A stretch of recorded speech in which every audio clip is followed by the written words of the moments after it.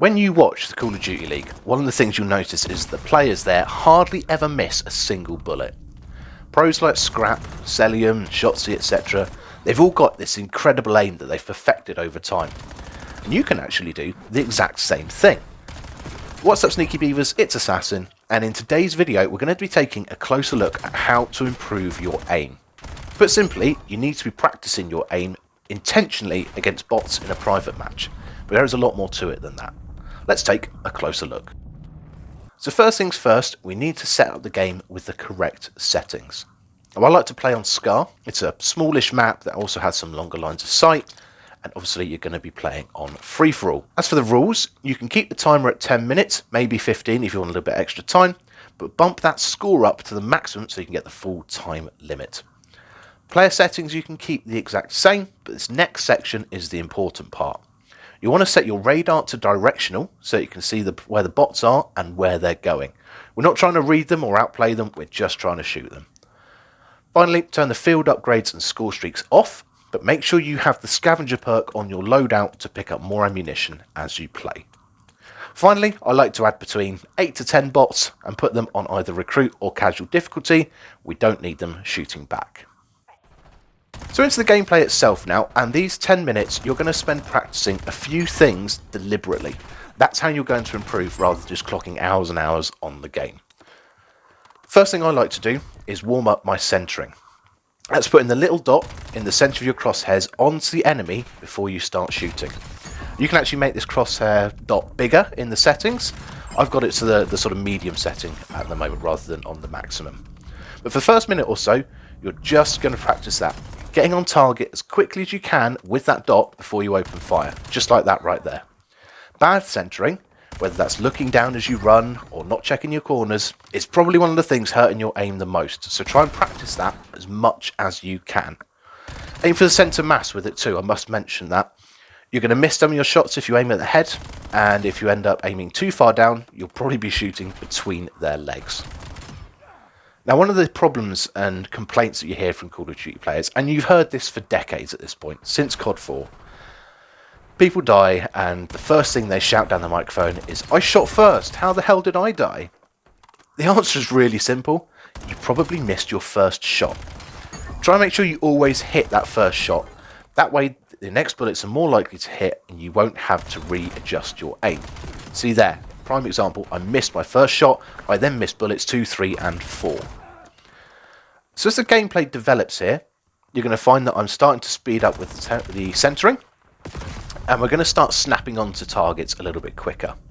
That's where you center your aim in and fire quickly, and transition between the targets that same way. It's the next thing you're going to want to work on in these private matches. Don't hold your aim as you switch between two enemies either.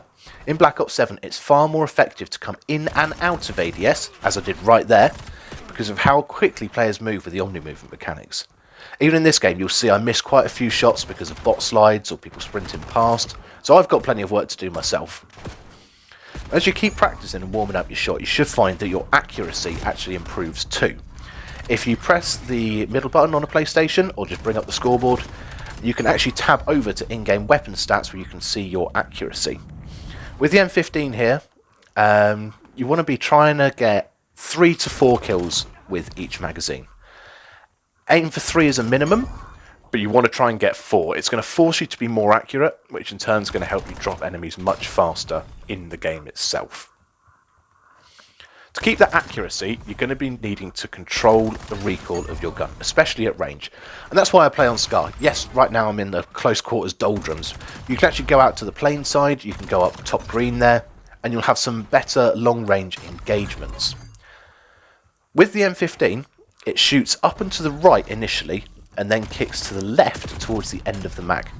So when I'm actually shooting, I'm pulling my aim down and slightly to the left to counter the recoil at first, and if I keep shooting I'll have to switch that to slightly right, or just simply pause firing for a second. And this is the thing that a lot of people don't understand. You don't need a Cronus, you don't need a Zim or anything daft like that to control your recoil. Just practice pulling down on your analog sticks or your mouse to keep your shots steady. It is genuinely as simple as that. Now once we've improved with all of this, we can start incorporating movement into our gameplay. You can see I'm starting to sort of sprint from side to side, starting to take a little bit of cover here as I'm reloading.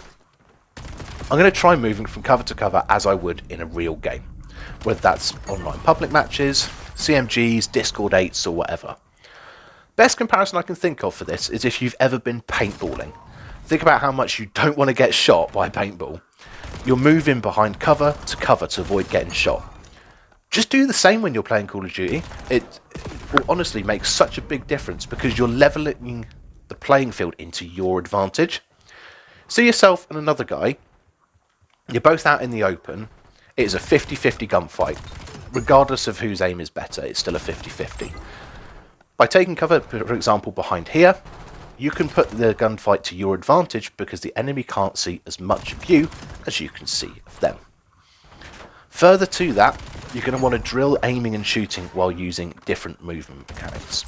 Practice shooting while sliding, while hitting a slide cancel around a corner, jump shotting, drop shotting, or even from a wall bounce. That's probably the trickiest one.